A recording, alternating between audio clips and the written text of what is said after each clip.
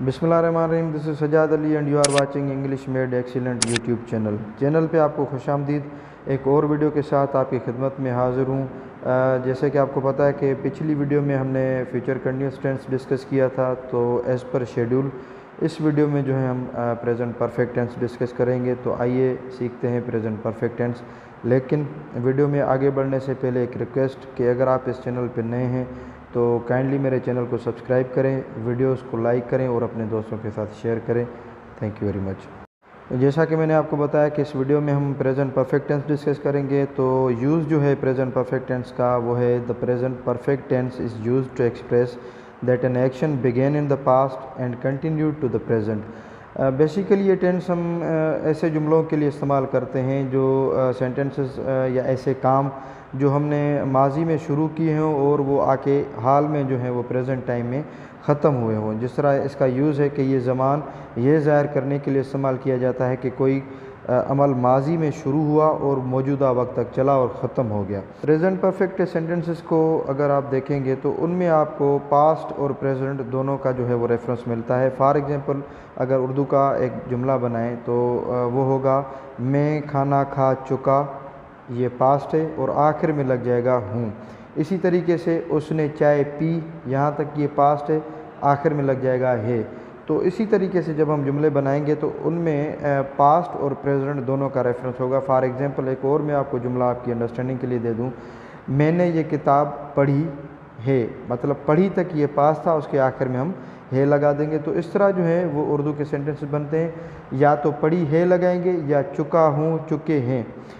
उसने दूध पी लिया है या वो दूध पी चुका है। वो स्कूल गया है या वो स्कूल जा चुका है। तो इस तरीके से जो है वो हम प्रेजेंट परफेक्ट टेंस के जुमले बनाते हैं। मज़ीद एग्जांपल्स के साथ मैं आपके साथ डिस्कस करूंगा ये टेंस और स्ट्रक्चर्स किस तरह इस टेंस की बनती हैं, सेंटेंसेस उर्दू और इंग्लिश में किस तरह बनते हैं, वो सारी चीज़ें हम इस जो है लेक्चर में सीखेंगे इंशाल्लाह। तो आइए आगे बढ़ते हैं। इंपॉर्टेंट पॉइंट्स में नंबर 1 जो पॉइंट है वो है has and have are the helping verbs of this tense. इस टेंस के दो हेल्पिंग वर्ब हैं, हैज़ और have. Third form of the main verb is used. इस टेंस में मेन वर्ब की थर्ड फॉर्म जो होगी पास्ट पार्टिसिपल जिसको हम कहते हैं वो यूज़ करते हैं। उसके बाद इस टेंस में just, yet, still and already use होंगे। वो किस तरह होंगे वो आगे इंशाल्लाह लेक्चर में हम सीखेंगे। इनके साथ साथ हम सिंस और फार जो है वो प्रेजेंट परफेक्ट टेंस में यूज़ करते हैं और उनका यूज़ जो है वो आगे हम लेक्चर में डिस्कस करेंगे। तो आइए अब समझते हैं subject and helping verb agreement. जिस तरह मैंने आपको पहले बताया था कि इस टेंस के दो हेल्पिंग वर्ब हैं, हैज़ और हैव। तो आई के साथ हम हैव लगाते हैं, वी के साथ हैव लगाते हैं, यू के साथ have, he, she, it, has, they के साथ हैव, सिंगुलर सब्जेक्ट के साथ हैज़, प्लूरल सब्जेक्ट के साथ हैव। तो इससे हमने सीखा ये कि आई और जो भी प्लूरल सब्जेक्ट्स होंगे उनके साथ हम हैव यूज़ करते हैं और ही, शी, इट और जो भी सिंगुलर सब्जेक्ट होगा उसके साथ हम हैज़ यूज़ करेंगे। तो आइए अब नज़र डालते हैं मॉडल सेंटेंसेस पे कि model sentences present perfect tense में किस तरह बनते हैं। नंबर 1 सेंटेंस है, मेरी बहन पहले ही एक बड़ा केक बना चुकी है। अब यहाँ पे अगर आप सेंटेंस पे गौर करें तो प्रेजेंट और पास्ट दोनों की टच जो है वो आपको इस एक सेंटेंस में मिलेगी। फॉर एग्जांपल मेरी बहन पहले ही एक बड़ा केक बना चुकी, मतलब पास्ट की बात, आखिर में इसके साथ लग जाता है। तुम बड़े हो गए हो, उसने पानी नहीं पिया है। यहाँ पे भी अगर आप गौर करें तो ये सेंटेंस पास्ट और प्रेजेंट दोनों का लुक देता है। फॉर एग्जांपल उसने पानी नहीं पिया, यहाँ तक ये पास्ट है और आखिर में है। मैंने वो फ़िल्म देखी है, हमें कोई मेल वसूल नहीं हुआ है। वो शॉपिंग सेंटर नहीं गए हैं, क्या उन्होंने पियानो बजाया है। तो जब आप प्रेजेंट परफेक्ट सेंटेंसेस बनाएं तो आसान सा एक तरीका ये है कि आप पास्ट सिंपल का सेंटेंस उर्दू में बनाएं और उसके बाद आखिर में है या हैं लगा दें। फॉर एग्जांपल मैंने नाश्ता किया, ये पास्ट सिंपल का सेंटेंस है, आखिर में है लगा दें, मैंने नाश्ता किया है। तो this is very simple tense. इसको जो है वो सीखने में आपको ज़्यादा टाइम नहीं लगेगा इंशाल्लाह, बल्कि आप खुद प्रैक्टिस करेंगे तो आहिस्ता आहिस्ता ये चीज़ें आपको अच्छी तरीके से समझ में आ जाएंगी। आइए कुछ और जो है वो मॉडल सेंटेंसेस स्टडी करते हैं ताकि सेंटेंसेस आपको अच्छे तरीके से समझ में आ जाएं और बनाने में आपको कोई भी तकलीफ़ दरपेश ना हो। नंबर 1 सेंटेंस है, मैं कभी भी टेक्सास नहीं गया हूँ। अब कभी भी और नहीं जब यूज़ होता है तो इस सेंटेंस में इंग्लिश में हम नेवर यूज़ करते हैं। उन्होंने एक नई गाड़ी ख़रीदी है। मैंने 1 घंटा घर पे पड़ा है। एक हादसा हो गया है। लोगों ने ज़हरा मतलब वीनस का सफ़र नहीं किया है। तो उम्मीद करता हूँ कि आपको अच्छे तरीके से समझ में आ गया होगा कि प्रेजेंट परफेक्ट टेंस के सेंटेंसेस उर्दू में किस तरह बनते हैं। तो अब आइए देखते हैं कि सेंटेंस स्ट्रक्चर्स जो हैं वो प्रेजेंट परफेक्ट टेंस की किस तरह बनती हैं, स्टेटमेंट सेंटेंसेस की, नेगेटिव सेंटेंसेस की, इंटरोगेटिव और इंटरोगेटिव नेगेटिव सेंटेंसेस की। तो आइए स्ट्रक्चर सीखते हैं।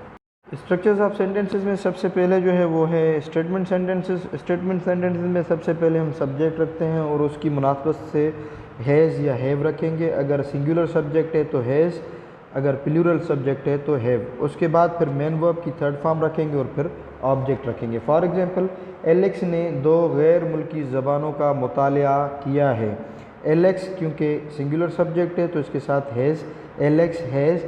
मेन वर्ब की फिर third form, study main verb है तो इसकी थर्ड फॉर्म हम रखेंगे studied. Alex has studied 2 foreign languages. Alex ने 2 गैर मुल्की ज़बानों का मुताला किया है।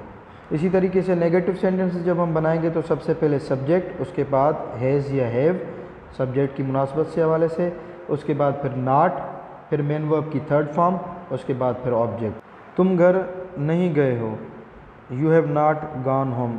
यूजुअली हम गो के साथ टू लगाते हैं, लेकिन जब गो होम के साथ यूज़ होता है तो उसके साथ टू नहीं लगता। For example, I go to school, लेकिन जब होम होता है तो आई गो होम, यहाँ पे प्रीपोजिशन नहीं यूज़ करते, तो इसी वजह से मैंने यहाँ पे लिखा है you have not gone home. इसी तरह इंटरोगेटिव सेंटेंसेस में जिस तरह आपको पता है कि हम हेल्पिंग वर्ब आगे रखते हैं, उसके बाद फिर सब्जेक्ट रखते हैं। तो सबसे पहले हेल्पिंग वर्ब या हैज़ या हैव रखेंगे, उसके बाद सब्जेक्ट, फिर मेन वर्ब की थर्ड फॉर्म और फिर ऑब्जेक्ट, एंड में जो है हम क्वेश्चन मार्क रखते हैं या इंटरोगेशन मार्क रखते हैं। क्या आप कभी जॉर्ज से मिले हैं? Have you ever met George?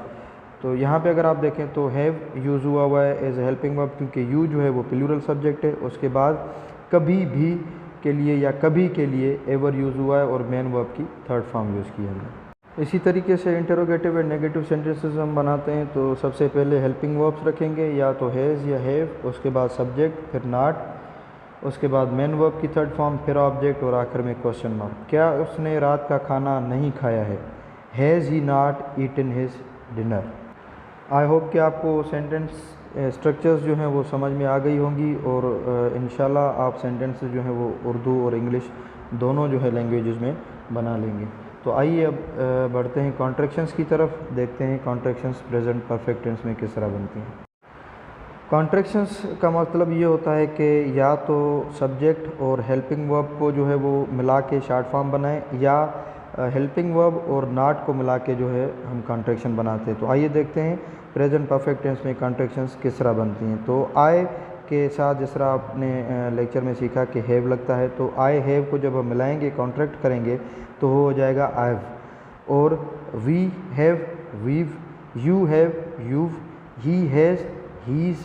अच्छा, ही हैज़ की जब कॉन्ट्रैक्शन बनाते हैं तो हीज़ बन जाता है, लेकिन हीज़ सिर्फ ही हैज़ नहीं होता, ही इज़ जो है उसकी कॉन्ट्रैक्शन भी हीज़ ही बनती है। और उसके बाद शी हैज़ शीज़, इसी तरीके से शी इज़ की भी शीज़ कॉन्ट्रैक्शन बनेगी। इट हैज़ इट्स, और इसी तरीके से इट इज़ की कॉन्ट्रैक्शन भी इट्स ही बनती है। दे हैव देव।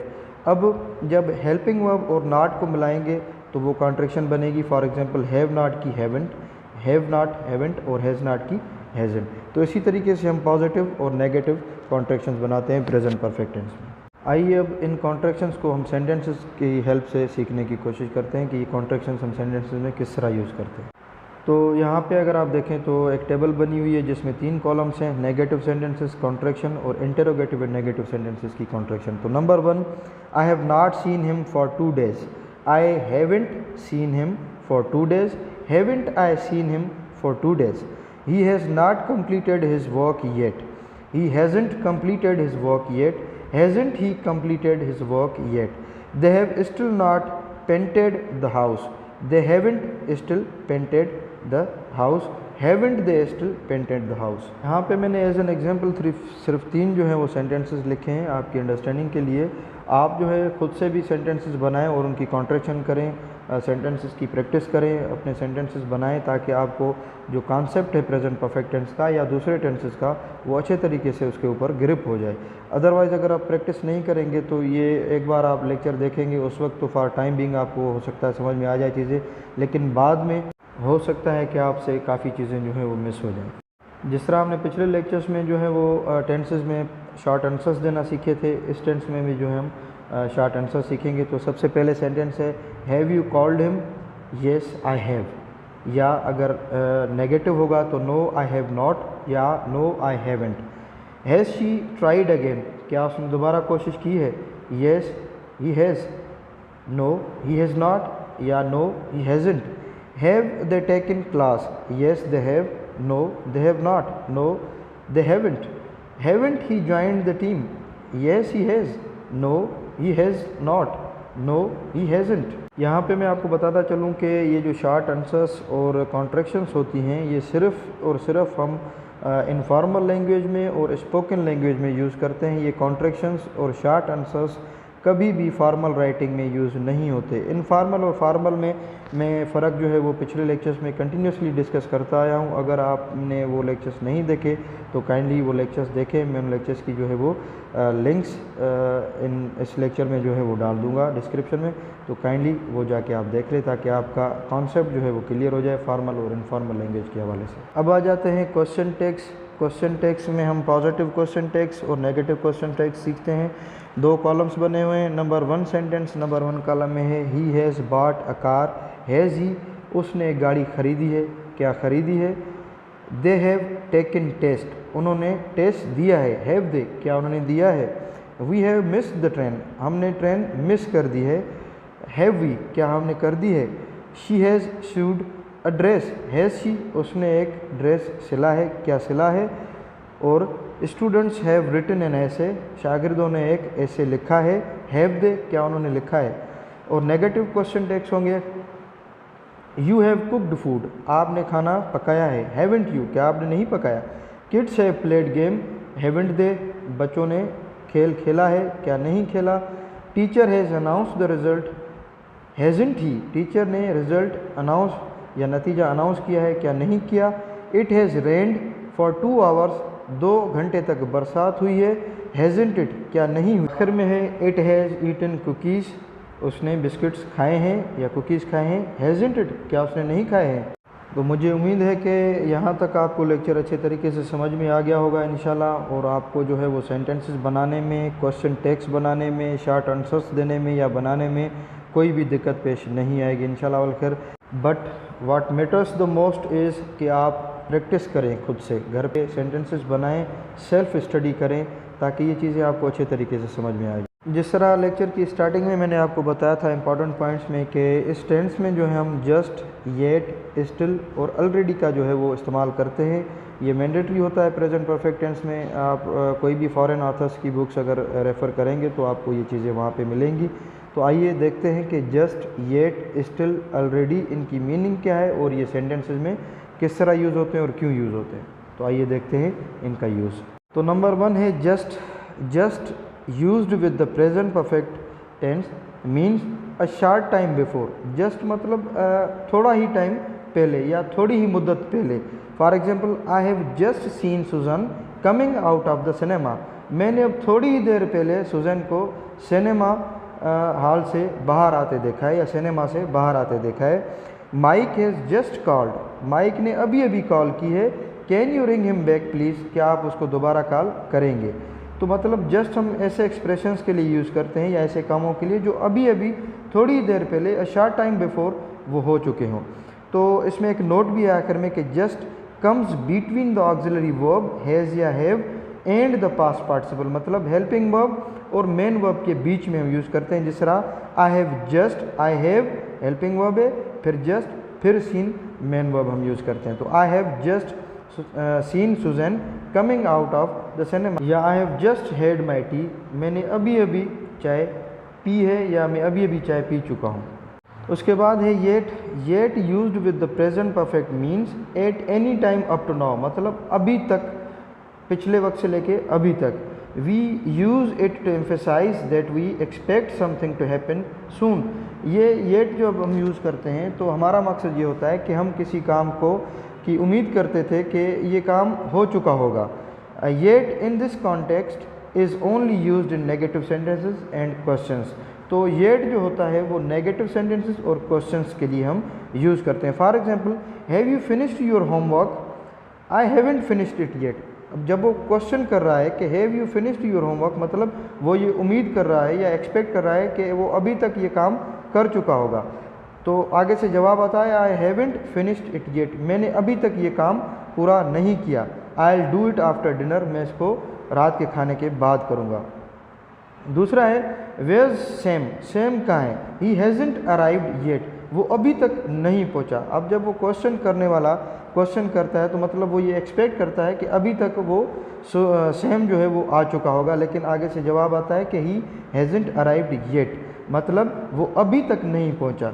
तो जिस तरह मैंने आपको बताया कि येट जो होता है वो नेगेटिव और इंटेरोगेटिव सेंटेंसेस के रेफरेंस में इस्तेमाल होता है प्रेजेंट परफेक्ट टेंस में। एक और चीज़ यहाँ पे आप नोटिस करें कि येट जो होता है वो हमेशा सेंटेंस के आखिर में यूज़ होता है, इस कॉन्टेक्स्ट में जब वो नेगेटिव और इंटेरोगेटिव सेंटेंसेस में यूज़ होता है। तो इसी तरीके से still used with present perfect means that something hasn't happened. Still का मतलब ये होता है कि कोई काम अभी तक नहीं हुआ या नहीं हो चुका। We use it to emphasise that we expected the thing to happen earlier. Still का मकसद ये होता है कि हम पहले ही ये उम्मीद कर रहे थे कि ये काम हो चुका होगा। For example, still in this context is only used in negative sentences.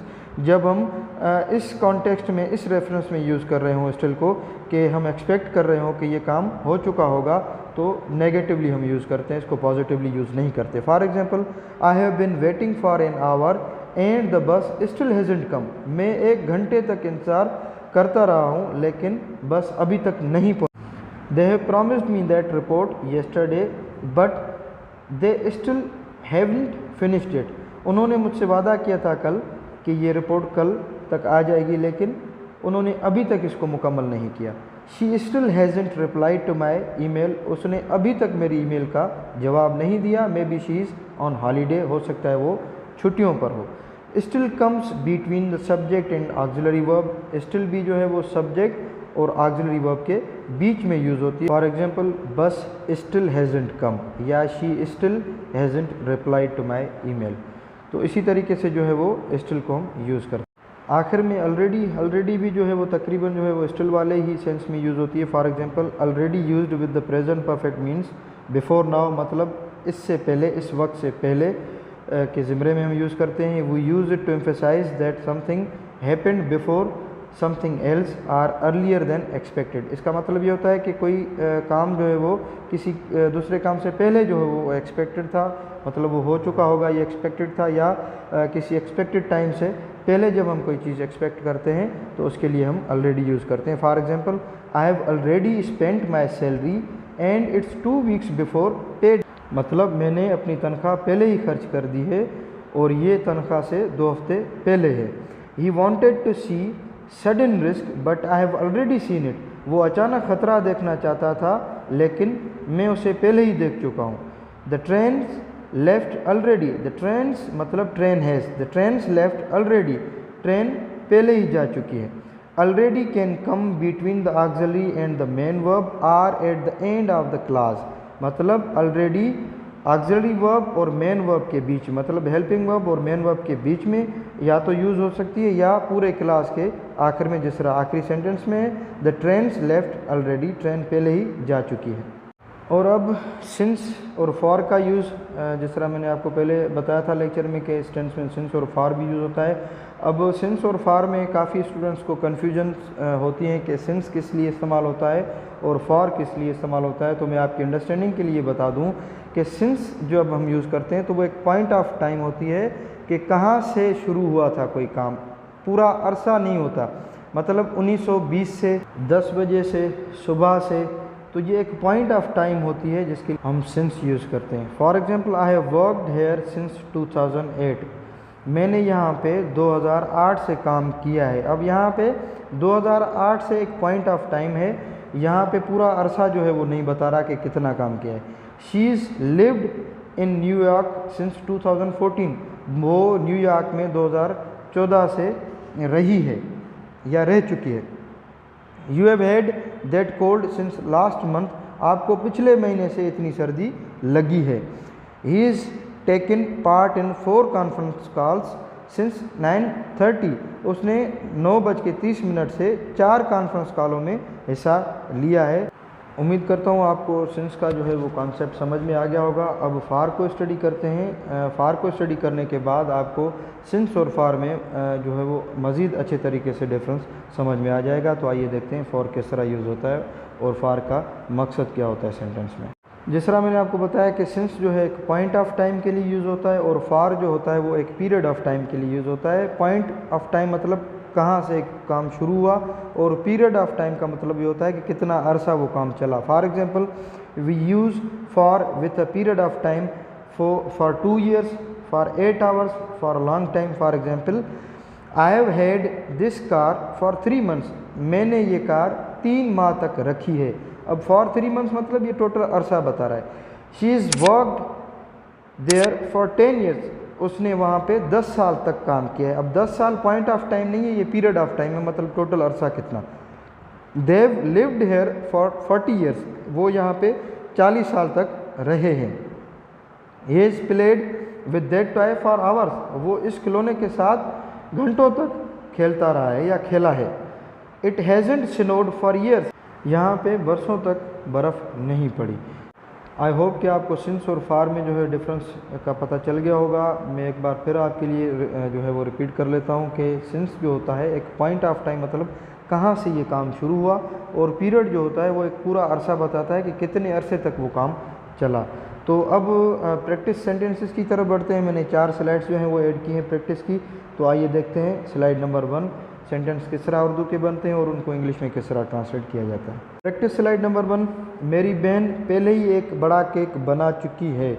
My sister, singular subject है तो हैज़ लगाएंगे। माई sister has already made a big cake, तुम बड़े हो गए हो।